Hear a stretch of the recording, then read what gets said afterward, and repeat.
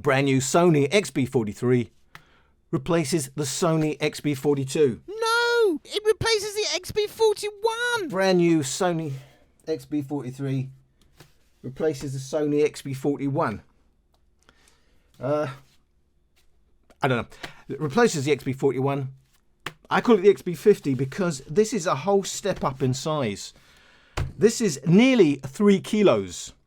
In fact, it's actually 2,950 grams. The XB41 that it replaced, and indeed the XB40, 1,500 grams. We're talking it's twice the size of the old XB40 versions.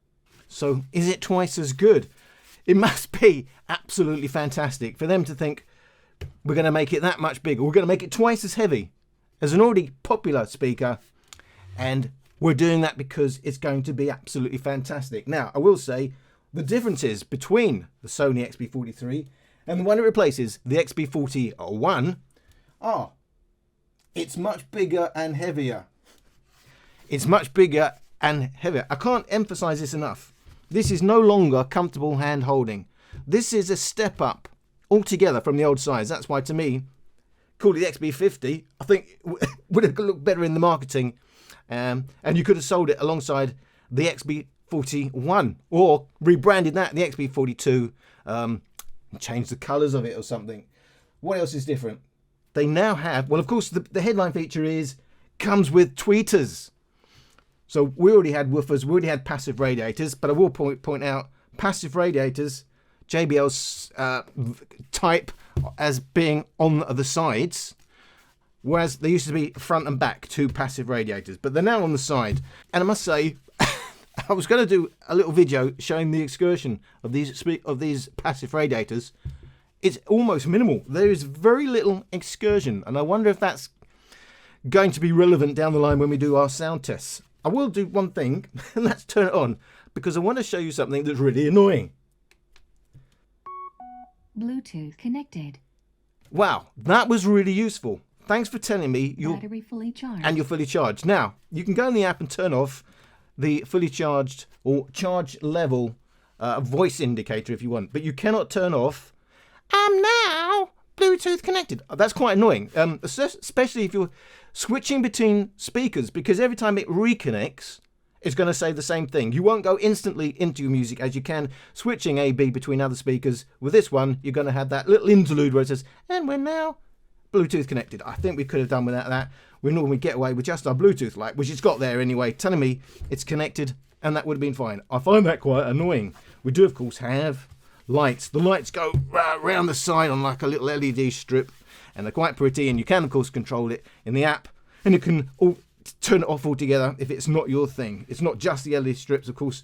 The drivers themselves do light up. Now, in terms of those drivers, as it turns white, you may see the woofers are no longer circular. So our tweeters are 20mm, but our woofers are what they say are rectangular drivers, which maximizes the area of the speaker diaphragm, increasing sound pressure for more punchy bass. It also reduces driver excursion while maintaining the same sound pressure, resulting in less distortion and greater vocal clarity. So that sounds fantastic. They are actually, on the XB41, we had 58mm woofers, and they were round. We've now got rectangular 64mm by 71mm. So altogether, the surface area has certainly increased. XB41 was AC or USB micro charging. We now have USB-C charging, and actually quite handily, not only do they make it now USB-C, but unlike others who just give you a cheap cable, they give you a standalone charger, which is actually quite handy.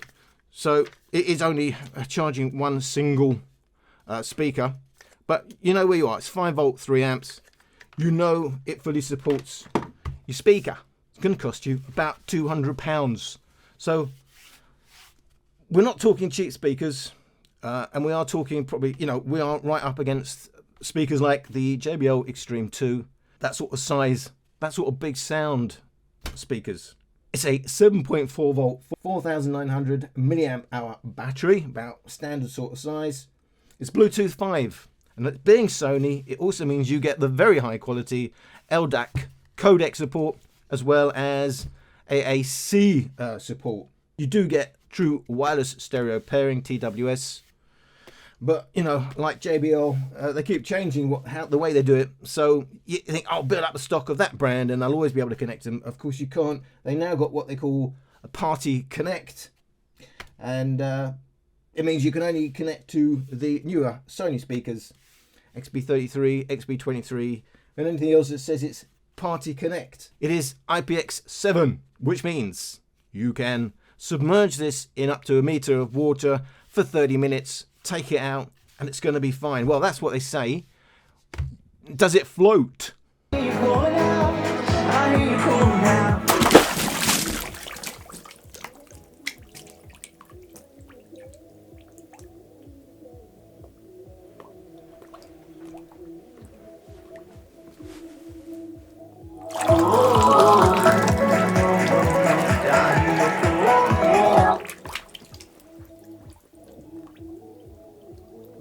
So it doesn't float, but the good news is, unlike some of the other speakers, when you take it out, it's immediately back to its old self. There isn't a time of, you know, where you need to get rid of the water and it's got, and then it starts playing properly.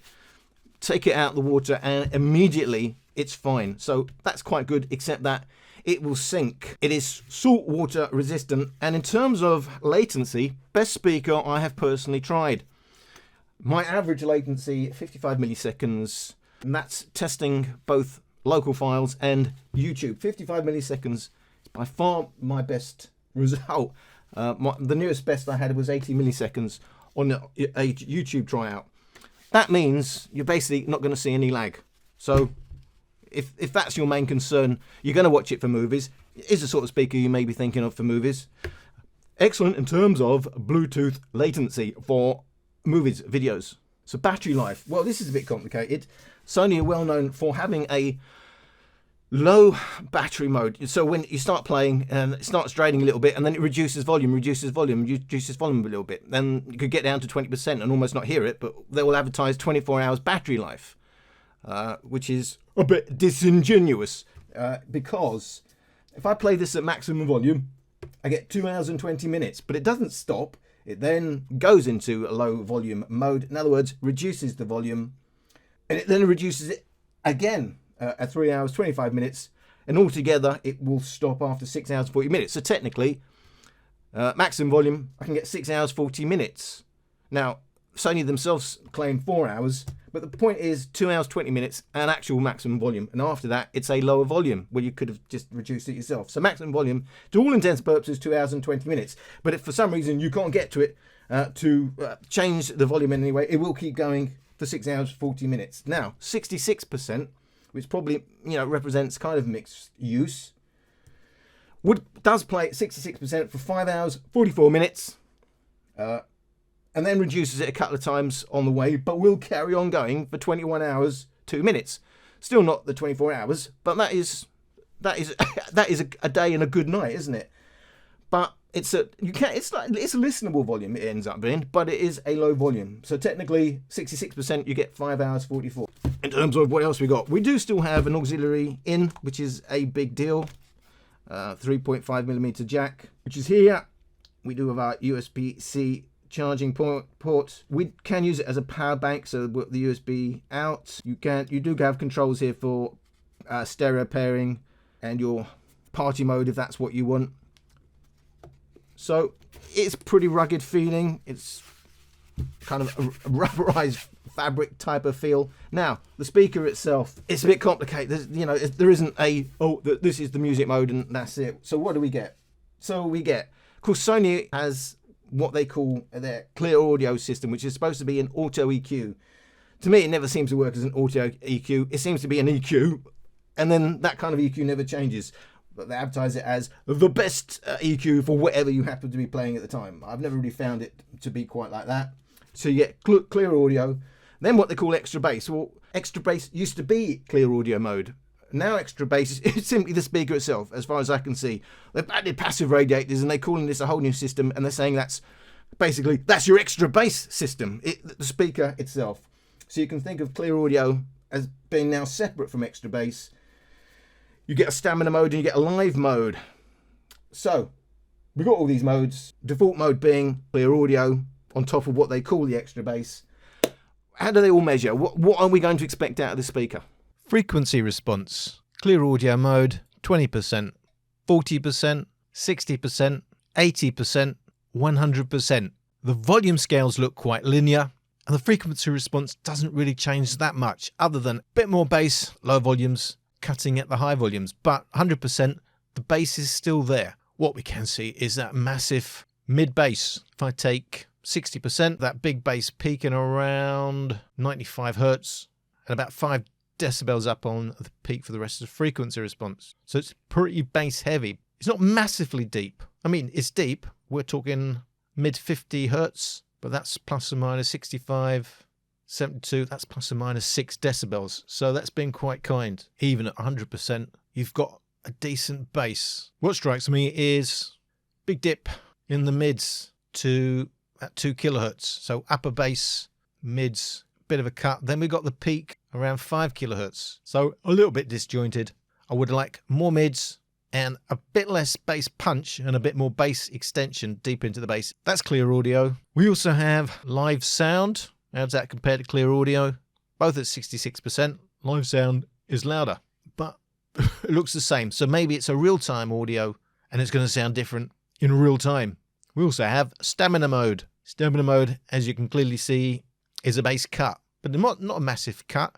It basically moves the peak from 95 hertz to around 150 hertz and then starts rolling off quite rapidly. Of course, takes most power to drive the bass, so less bass. It will last longer, so they're calling it stamina mode.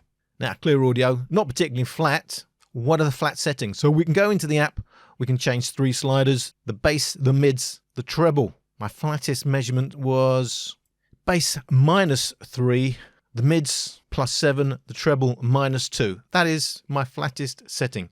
Now, it is weird how the sliders affect the frequency response, because if I try to get something a little bit more bass heavy but still a bit balanced, my go-to setting has been bass 3, mid 6, treble 2. Now, if I lay them properly over each other, so the mids are the same. When the mids are the same, the treble is actually, even though I've got it at +2 and the brown line there is at -2, it's actually looks like it's the other way around. So my point is, it is weird how that EQ works in the app. You can obviously push that bass. If I overlay 662, the bass isn't that much more. It's subtle. So you're not going to get massively overblown bass just because you're pushing it. 662, and even at 10662, it's that much more bass heavy, but not by as much as you think the numbers on the app itself would suggest.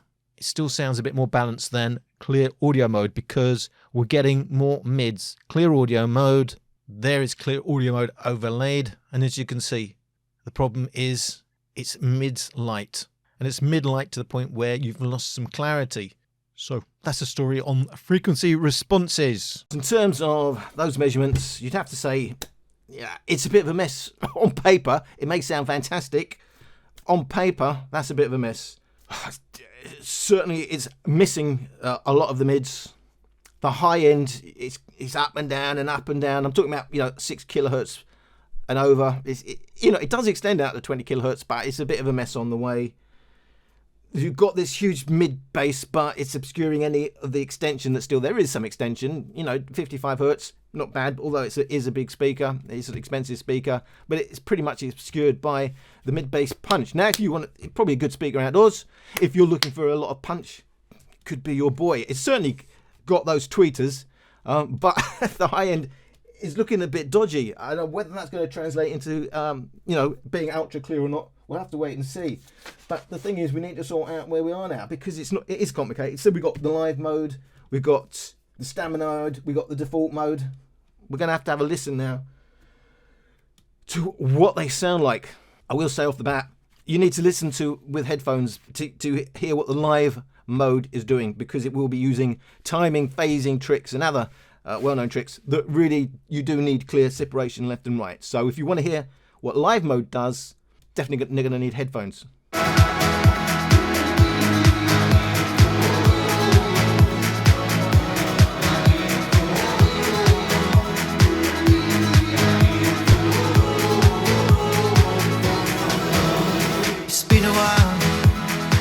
been a while, but I'm coming out of my shell, and I never thought I would fall in love with someone just like you.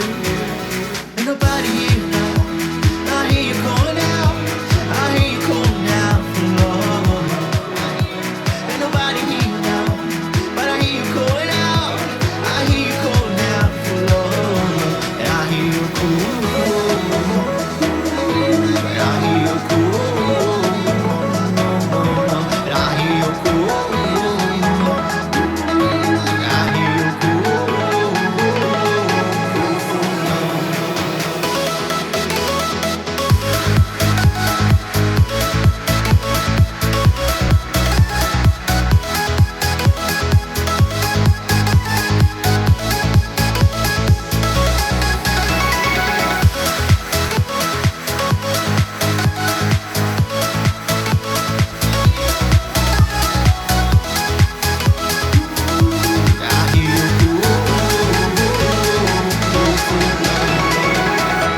So yeah, stamina mode, kind of okay. You know, it's altering. Obviously, it's reducing the bass, but it's not just cutting it. You know, it is actually moving that peak and trying to reshape it, but you know, while saving power. Live sound, to me, is a better implementation. It's a better implement. Live sound to me is better done on this speaker than previous Sony speakers I've listened to, because it just killed the sound. Whereas live sound here does kind of work to what they're trying to create.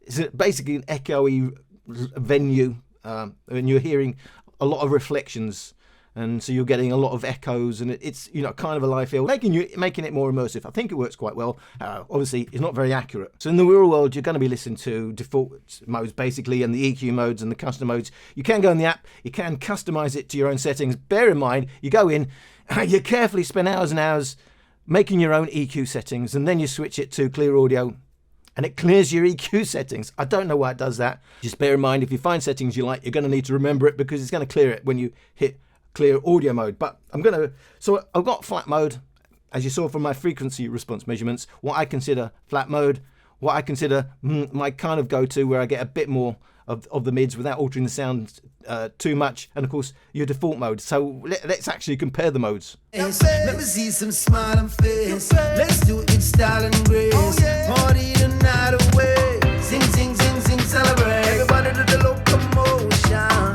Sing, sing, sing, sing, celebrate. Party on the ocean. Sing, sing, sing, sing, celebrate. Get this thing in motion. Tomorrow waits and no one. Celebrate while we alive. Whoa. So much to celebrate in our lives.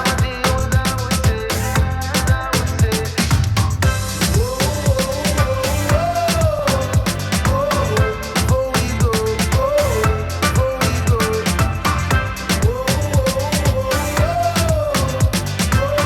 Before we go, we gon' live some life. Oh, cry for me now when I'm gone. 'Cause tomorrow waits and no one.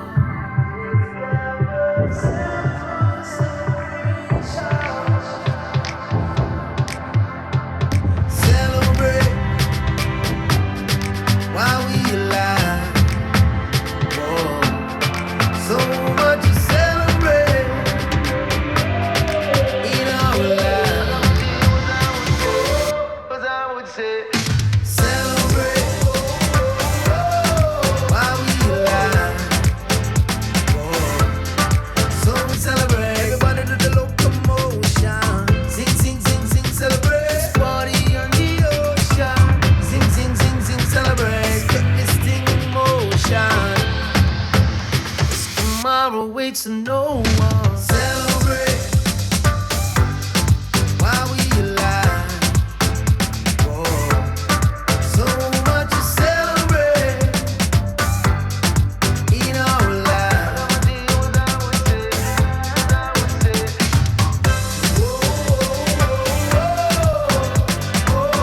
Before we go, before we go.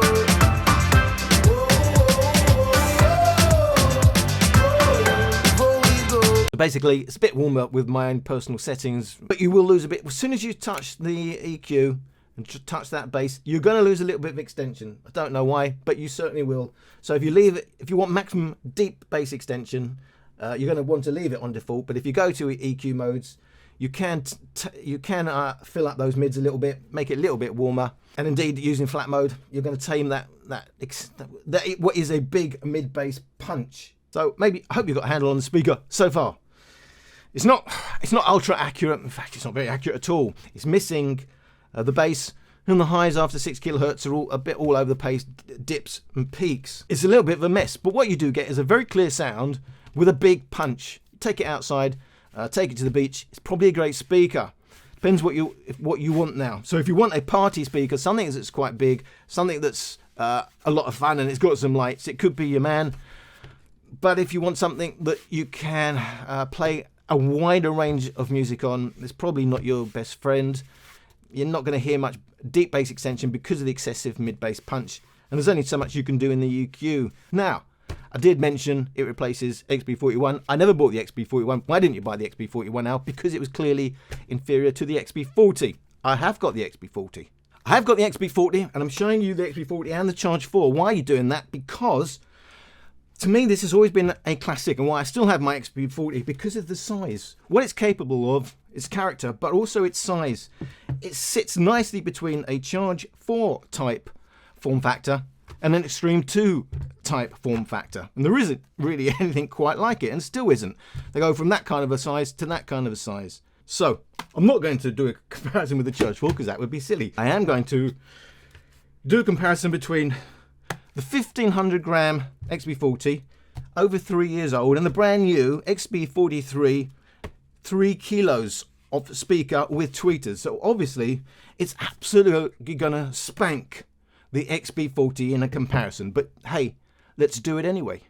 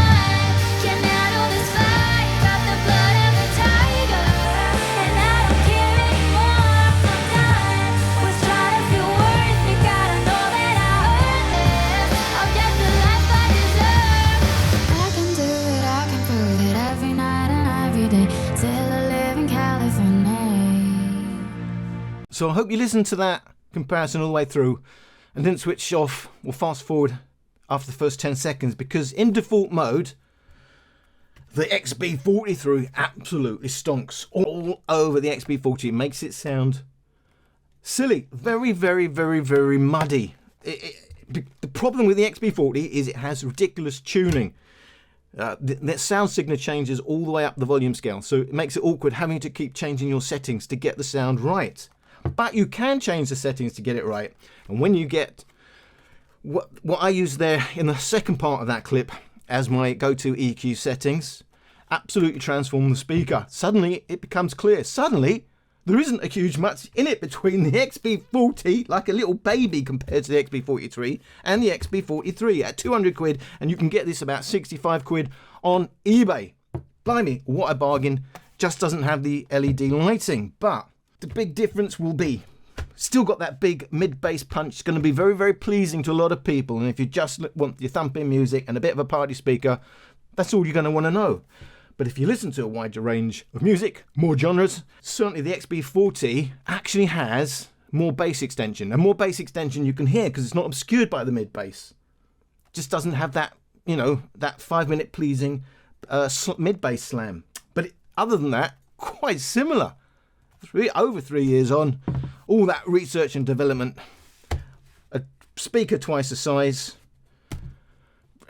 If you tuned it like a normal person, there wouldn't be that much in it, but they don't tune them like normal people at Sony.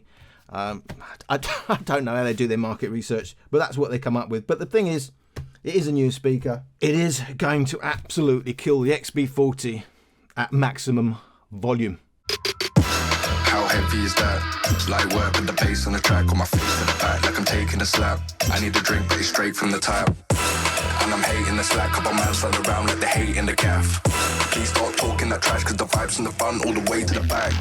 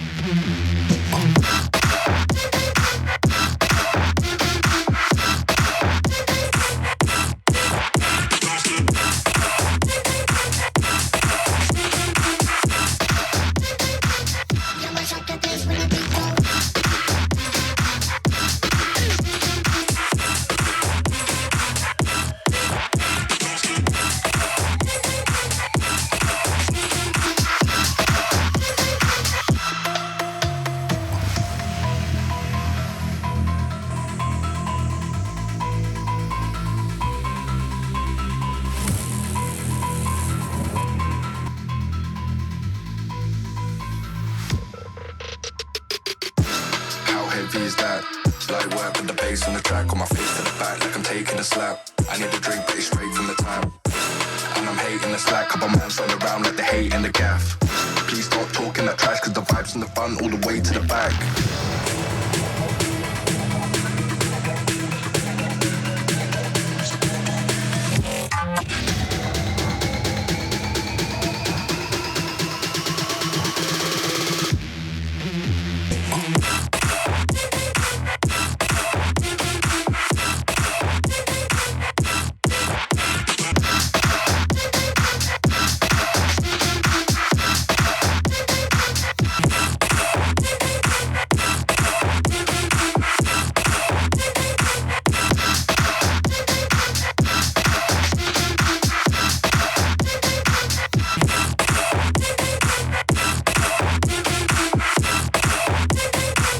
Maximum volume, XB43 custom mode, XB40 custom mode. In terms of perceived loudness, almost nothing in it. Minus 17.4, minus 17.6. Teeny advantage to the XB43. In terms of RMS, actual power across the track, 20.8, 21.3, half a decibel advantage. Just half a decibel advantage to the XB43. In terms of peak, again, half a decibel advantage to the XB43. But when it comes to the bass, the XB43 does have that big mid-bass, 83 Hz bass peak, minus 21.7, 1.2 decibels more slam than XB40 in custom mode. But look at that lower bass, the deeper bass, 50 Hz, minus 40, minus 42 for the XB43 means it's 2 decibels louder in actual deeper bass on the smaller, older XB40. And if you look at the bass, so 50 hertz, 60 hertz around here, you can see, looking at this bit here, it's fuller and fatter on the XB40. Yes, the XB43 has a slam, but still the XB40 is still beating it for lower bass. In their default modes, XB40 still has that advantage in the lower bass. XB43 an advantage in mid bass by 1.5 decibels. Peaks are almost the same, 98.9, 98.7. Half a decibel again, RMS. And in terms of perceived loudness, LUFS 19.1 minus 19.3, almost the same. Very little in it other than clearly the XB43 has the slam that's missing on the XB40, but it's nicked it from its own lower bass. So XB40 has a warmer sound, a bit more in the lower, deeper bass in terms of absolute headroom. I don't know what the Sony XB43 is rated at. Well, nobody does, because they don't tell you. For some reason, Sony no longer want to tell you what they're rating their amps at. If you know the reason for that and the answer to that, put it on a postcard, send it to me, let me know why they suddenly would not want to tell you some headline spec that is the first thing everybody wants to know about a lot of speakers. What's the power rating? You know, whether they're making up or not. It's just nice to see the figure.